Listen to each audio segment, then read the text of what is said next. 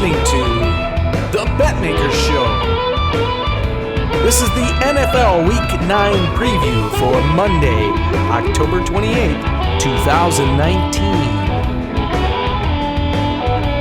And now, live from Las Vegas, the host of the Betmaker Show, Brian Blessing. All right, folks, Brian Blessing in Las Vegas. Absolute treat to be with you each and every day, and it's a true treat on Mondays. We get to hear from our global odds maker, Jack, find out what the odds maker's belief is. Let's race it to the other side of the counter from the legendary publication, The Gold Sheet. It's always a treat to welcome our good friend, Bruce Marshall. As we start a brand new week, Bruce, were your eyes bleeding watching some of those games yesterday? Oh, yeah, they really were, Brian. And it's becoming harder and harder to watch some of the games in the NFL. I think they've stuffed the rule book so full for the referees. First of all, every pass now, you're wondering about if they're going to throw a flag with the new interference rule. Second, the application of the challenges and the reviews. I mean, there was an overturn of a non-interference call in the Denver-Indianapolis game that was dicey at best. I'm talking about the overturn. Now, it ended up the Colts had to punt anyway on that drive, but I mean, who knows? I mean, there's not consistency there. And the coup de grace yesterday was in the Tennessee-Tampa Bay game. Once again, we see an early ref's whistle. This is similar to that Saints game against the Rams back in week 2, Brian. I remembered watching that with you that Sunday, and egregious. Yeah, it was egregious. And this was even worse because it was the same scenario, but this one was very late in the game. Tampa Bay wins that game probably if the referees don't do the same thing, and they blew it, and it should have been a scoop and score. And instead, Tampa Bay just got the ball back in its own territory when it should have gone into the lead with about 2 minutes left in that game. I mean, it's egregious the way they keep doing this, but I don't think this is being the referees are more now in the crosshairs, I think, than they were before they started all the video reviews and these other things. They're exacerbating the problem instead of making it better. This is going to be a bizarre analogy. I remember back, I guess it was 3 years ago, when the NHL changed the face-off violation rule and the slashing rule. And in the preseason, if you sneezed on a guy, or they were calling everything. Then the first 10 days of the season, they called everything. Yep. And then almost overnight, it completely went away. It's like, okay, we're trying to train you guys not to do certain stuff.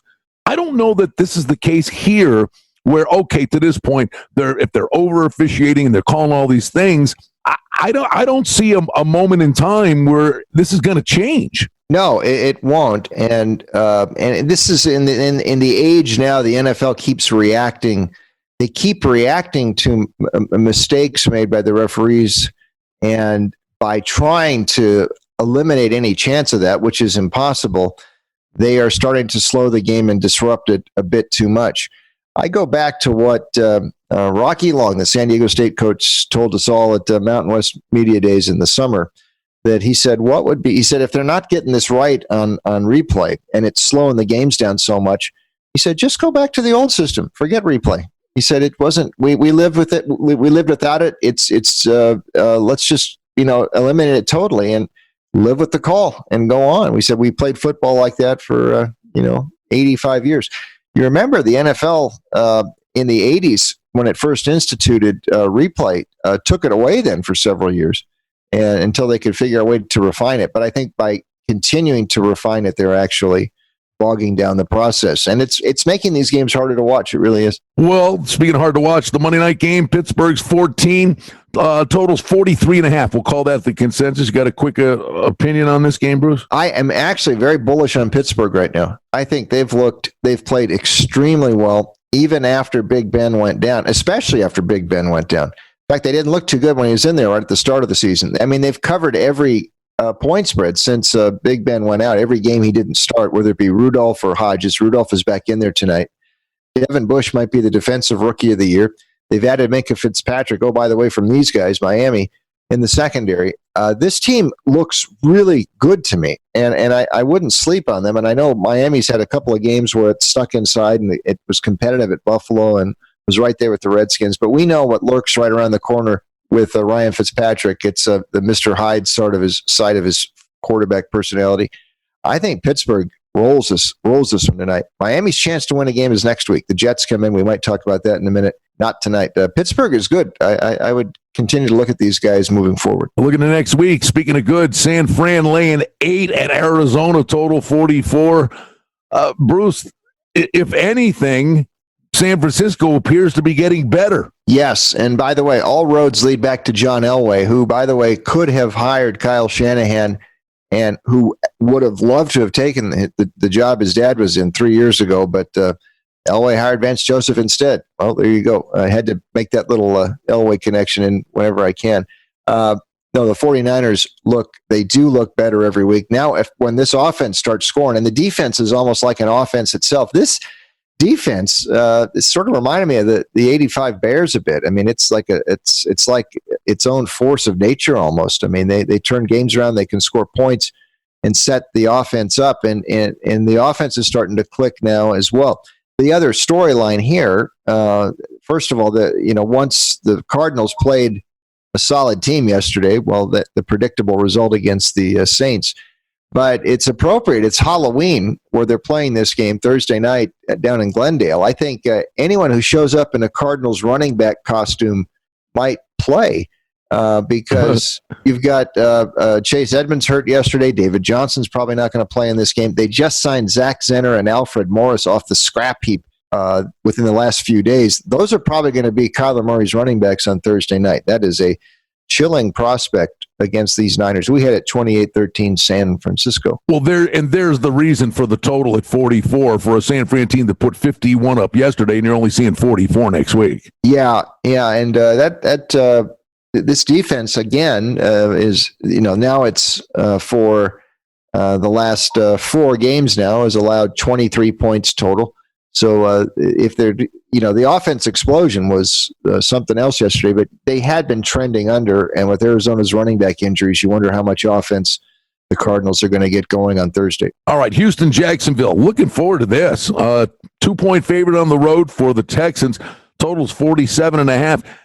Collectively, Bruce, throw a blanket over that division. Yeah, and credit partly Jacksonville, which lost Nick Foles early, and he's due back sometime later in November. Whether he gets the job from Gardner Minshew, I don't know. Minshew has won 4 of his last 6 starts. Now, the first game he started was in week 2, and that was the game at Houston when Doug Marrone went for 2 in the last minute when the Jags scored to cut the margin to 13-12, and they failed on the 2-point conversion. They did cover that game, though, and that's now 5-2 against the spread for Minshew. They won again yesterday against the Jets. Now, listen, it's just been Cincinnati and the Jets the last 2 weeks, but you can only play who's in front of you, and Jacksonville's winning these games. Oh, by the way, J.J. Watt hurt again for Houston, shoulder. I think he might be done for the year. That's something the Texans can ill afford, a key cog like that, especially since almost all their games are coming right down to the wire. Any difference maker they need on the field. I might look under here, though, because the last 3 meetings in this series have gone not just under, but way under. 20-3, 20-7 last year, 13-12 back in September. This is an earlier kickoff, by the way, in London, just the way the Panthers Bucks were a few weeks ago. So keep that in mind as well. We had it 20-17 Jacksonville. I like the under here, I think, more than anything else, which is sitting up there in the high 40s. Okay, Washington's at Buffalo, Bruce. Buffalo's laying 10. Total in the game is 37. I will say this. I don't think I want to be Washington this week. Buffalo did not play well against Miami, and they were playing just fine it's not a throwaway game because there were 40-mile-an-hour winds throughout the course of that game. Buffalo's in complete control of the game. It's a 7-3 game right before the half. One play, Josh Allen fumbles at his own 18. Gift wraps 8 points for the Eagles, and then for the first time, Buffalo's D had some breakdowns, long run by Sanders, and the big one was they had a drive where the Eagles took it right down the field and ate up a whole quarter. Good, and they were a desperate team. Full marks to the Eagles. 2 weeks in a row, Buffalo has not played particularly well. I got a funny feeling they get well here, and this coaching staff's going to get their attention during the week. I think Buffalo could really put up a number here. Well, it could. There's a lot of angles in this game. One, it is a celebration or an anniversary of the opening of what they then called Rich Stadium, which you knew very well. I was there. Yep. Where the Redskins returned the opening kickoff for a touchdown. Yes, 37-21, and that was Herb Mulkey was one of the big guys that night for the Skins, and Dwayne Thomas actually showed up in that game for Washington. And so I've got my coin, my memorabilia coin. It says I was there. I was there. August of '73. So the Skins return.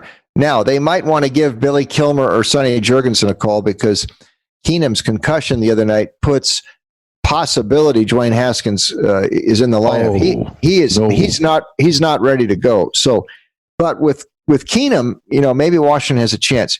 Keep this in mind though about Buffalo. Washington does fit the profile of teams that Buffalo has been beating. I got to point out Buffalo's got 5 wins.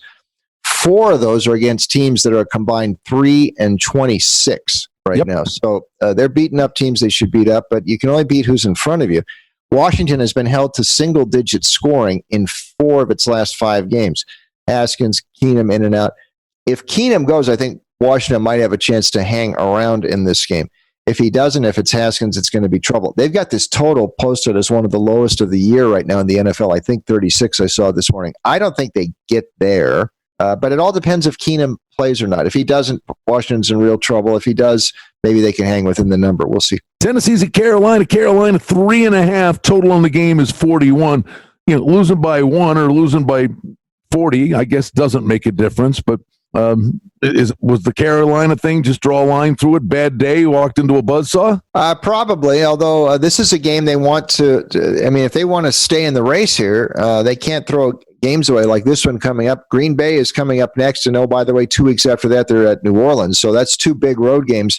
By the time we get to Thanksgiving, the Panthers could be, sitting there at 5-6 or something, and then all of a sudden, then Cam comes back, and maybe he does come in the lineup. So this is a very crucial stretch here for Carolina. But I will say this: Tennessee, it took a while to put Ryan Tannehill in there, but we're not going to see Marcus Mariota the rest of the year unless Tannehill gets hurt. He is throwing the ball downfield, and he's putting up some pretty decent numbers, which Mariota wasn't. They've won 2 in a row, kind of miraculously. And again, we mentioned that the referee's errant whistle, Mike Vrabel, that came on a play. They were trying to fake field goal that blew up in their face late in that game. And Vrabel might want to be careful about that. But when a team starts winning games the way Tennessee is winning, it sometimes becomes contagious. And they've still got a defense that's very functional. And I think Kyle Allen, the last thing they need for him to do is to start looking over his shoulder on the Carolina side to when Cam comes back. That might be a problem. Crucial game. 24-20 Tennessee. We're going to take the Titans in Charlotte. All right, then we move on to Chicago and Philly. The Bears, another field goal kicker story. Maybe the coaching staff shares a lot of the blame there.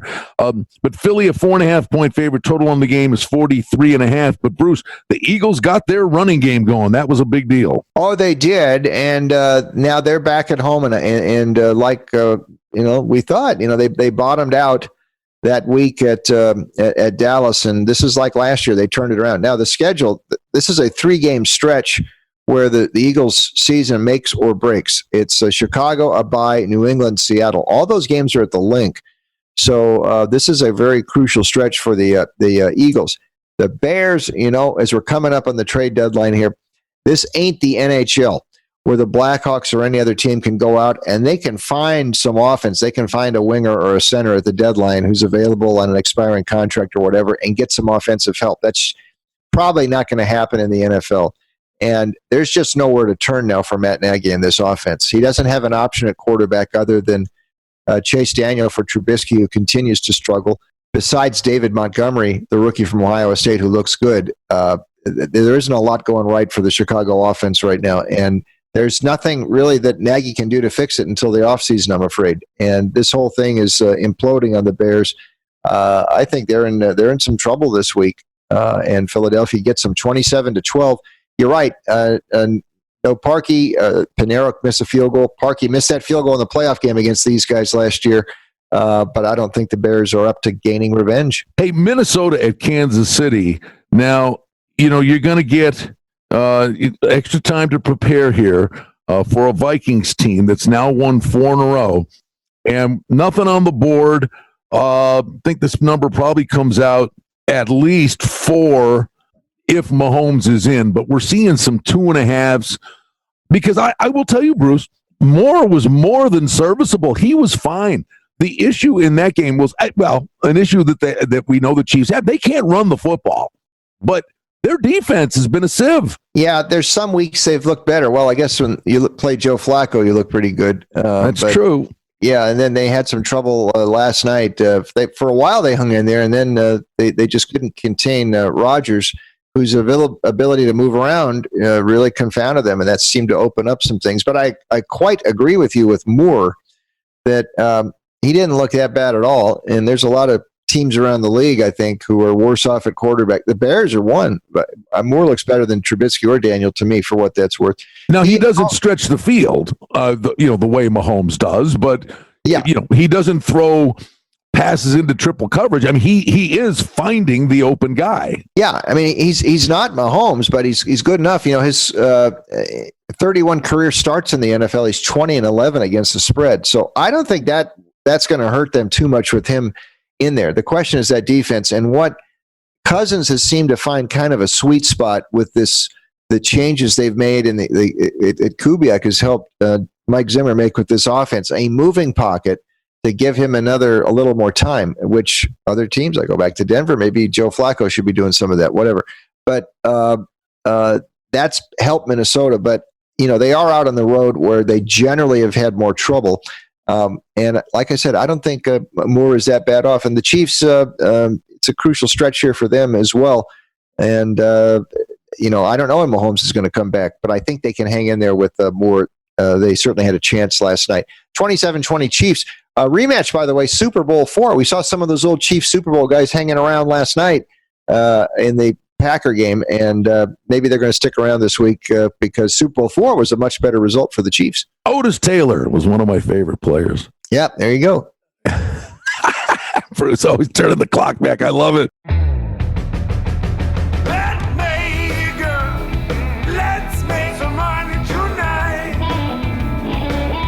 For outstanding information and special offerings and promotions, we invite you and encourage you to sign up for our newsletter today simply by going to the website at betmaker.com.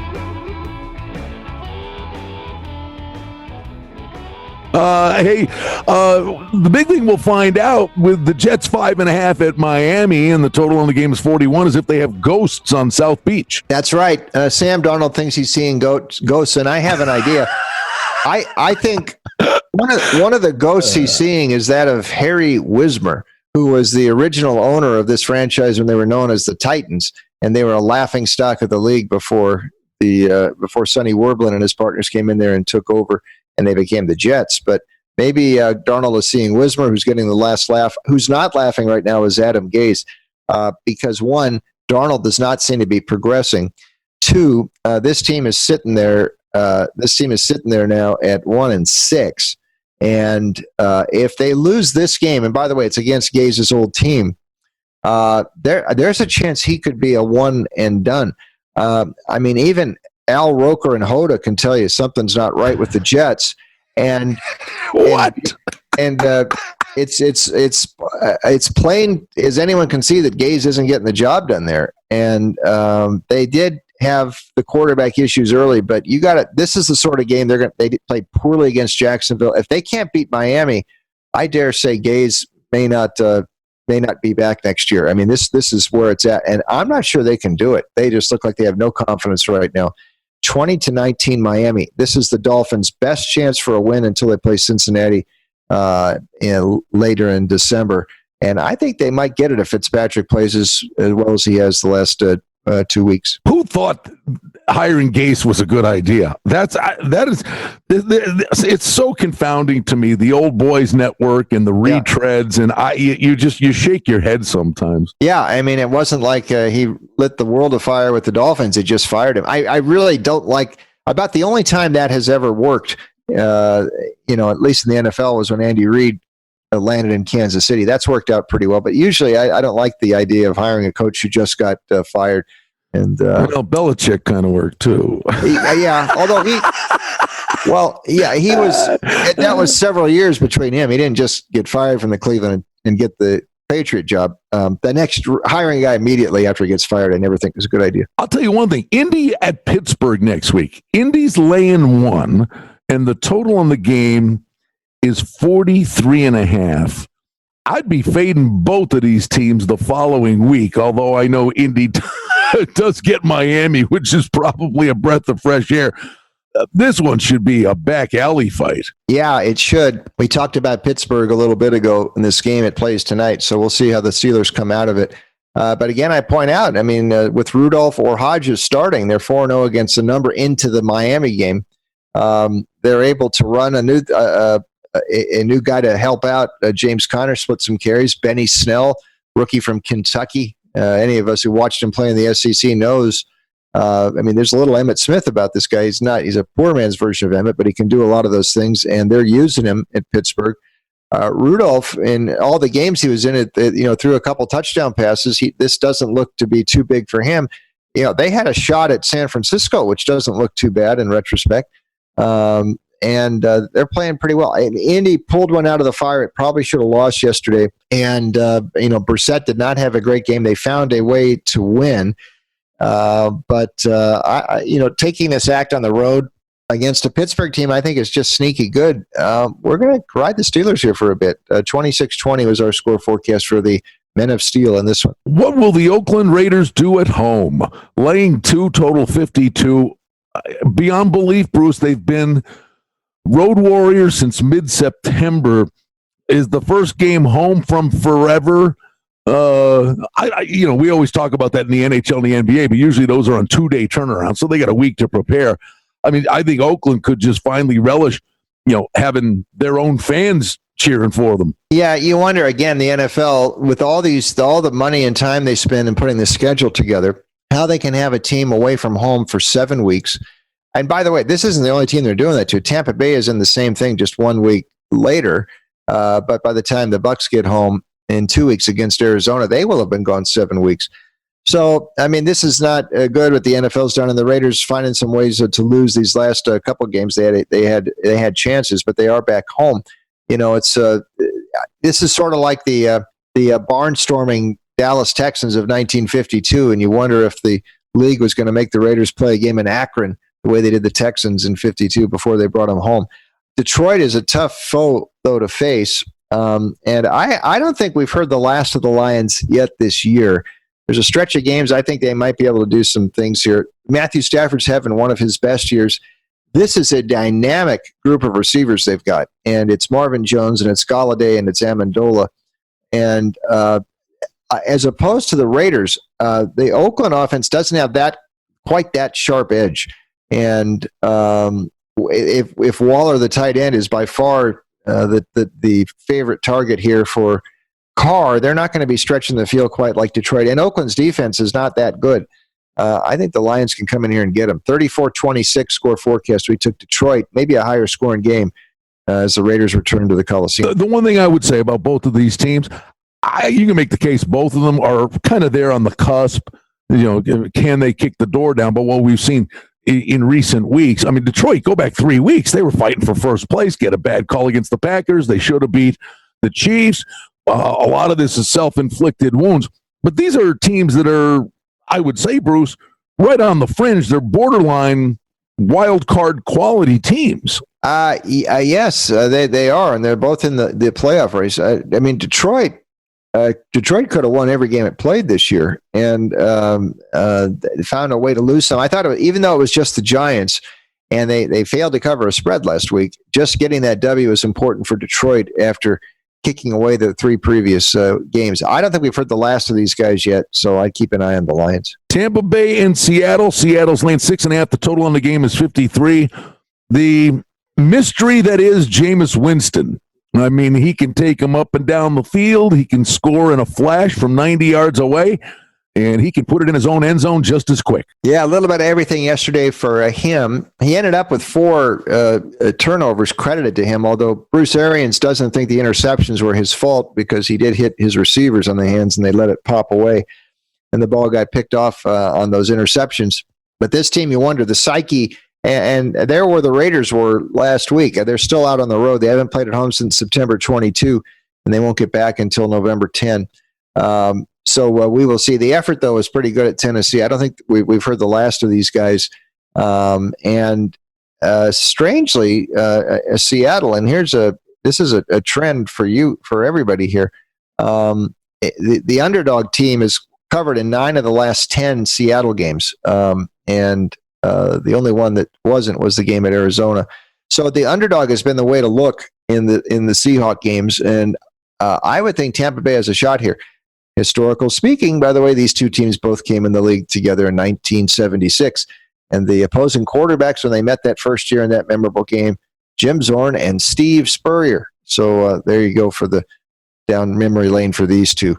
28-26 Seattle. We're going to take the Bucks plus the points. Another close game for the Seahawks, like most of their games turn out to be. All right. And Bruce Marshall's the most amiable guy you'd ever meet. He may get a stone in his shoe here. Cleveland and Denver. Denver's 1.5 total in the game. 42.5 or 43. Cleveland, the game in New England was there for the taking. The Chubb kick return fumble inside the 5 changed the whole doggone game. So they actually showed up with a pretty solid effort. The Denver game, Bruce, I will just say this to you. Not Monday morning quarterbacking. I'm watching the game yesterday, the Denver game at the end, with a mutual friend of ours. And at the time, it's 3rd and 5 at the end of the game. And I looked at our friend and I said, if Denver runs this ball into the pile, they will lose. It's 3rd and 5. They're so concerned about eating a timeout up. I said, the game's at your fingertips, and they're like at the 45 coming in. You could punt the ball away. You've got to run up. But don't worry about the timeout. You win the game if you convert on 3rd and 5. If you run it into the pile and give the ball back to the Colts, they will lose the game. And they did it. It's like the lack of creativity. I know I said this to Jack in our previous podcast with Jack.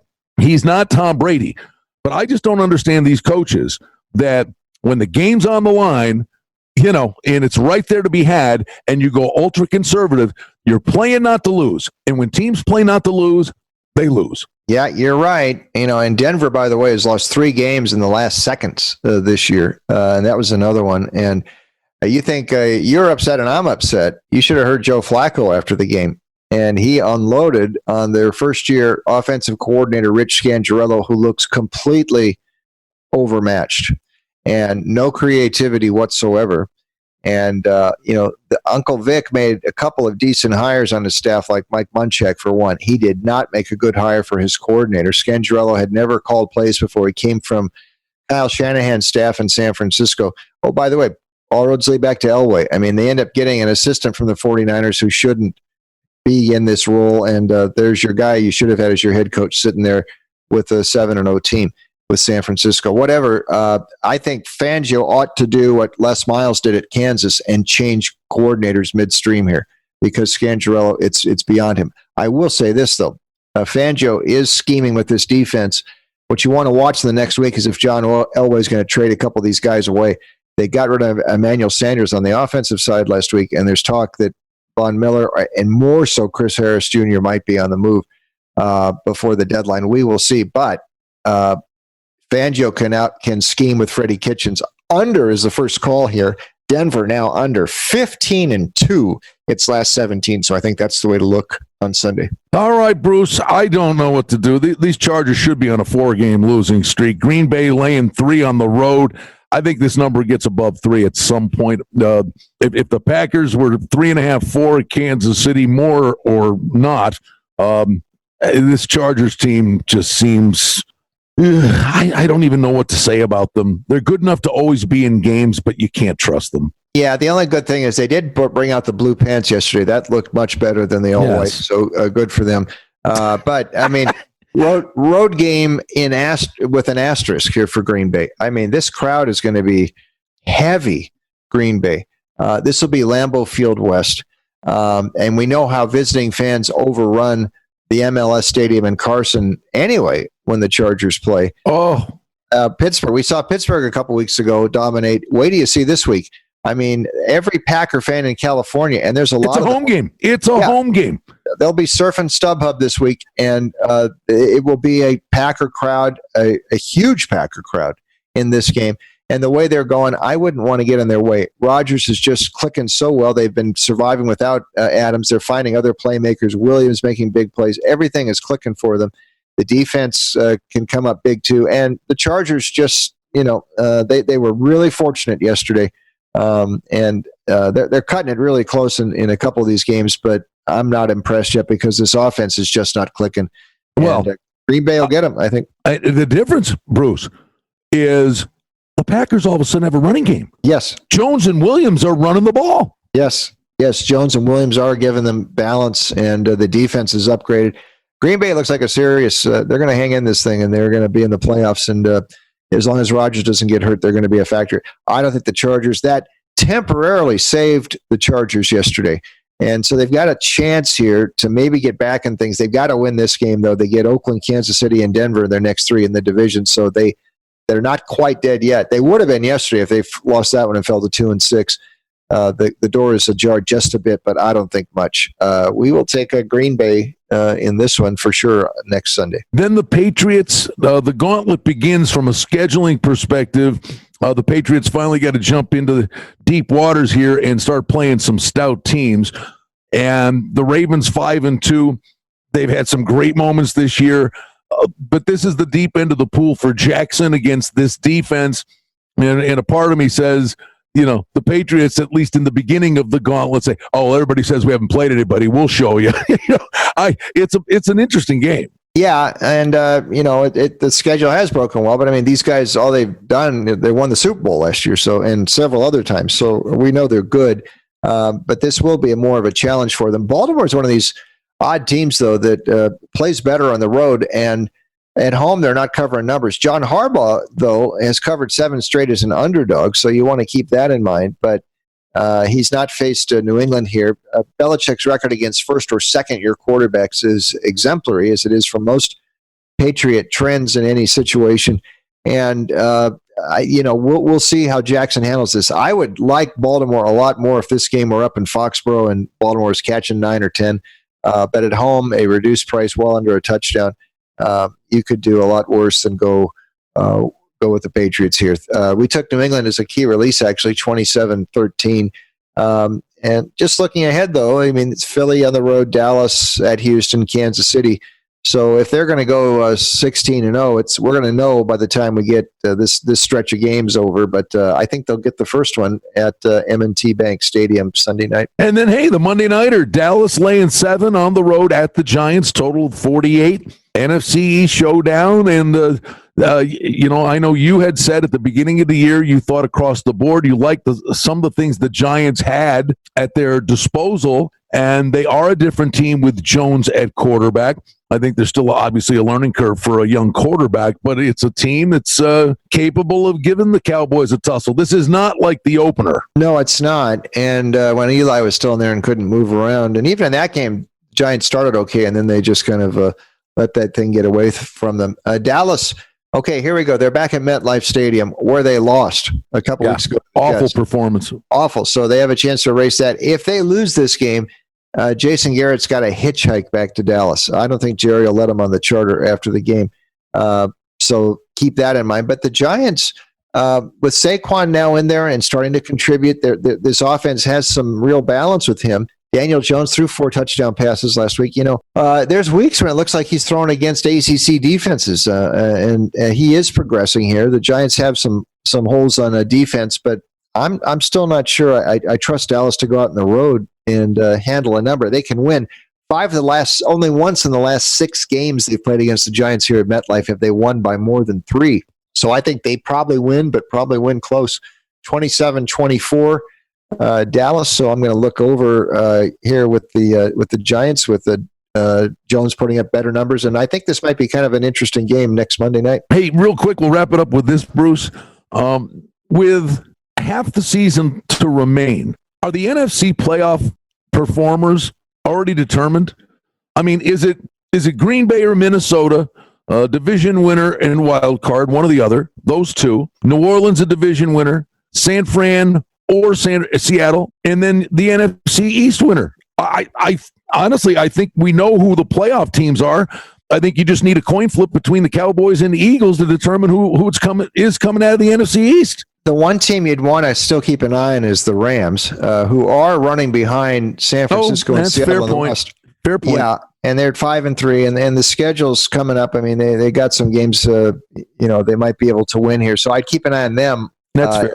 But they're looking like they're more in the wild card hunt now, though. But I think you're right. It's kind of lining up. And then the next point there, I mean, who is the team to beat in the NFC? Because there's a lot of these teams looking like, I mean, Saints and Niners look probably the best, but you got Green Bay sitting there, and Seattle with Wilson, and the Rams are lurking. Philadelphia's 2 years from a Super Bowl. I mean, the NFC is looking really good at the top. The Lions would have a chance if they can go on a little run here the next few weeks. I wouldn't count them out either. So it's still up for grabs, but I think you're pretty much on the mark with those teams. He is Bruce Marshall, the legendary publication The Gold Sheet. I'm Brian Blessing. There you have it. Looking ahead to the NFL this week as we're into the second half of the season.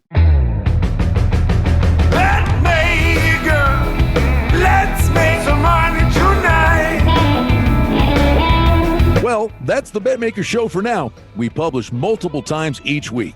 We'd like to thank you for listening, and if you liked what you heard, please take a moment to leave a rating and review, or subscribe to our show feed, or share our show with a friend or two and help us grow the show.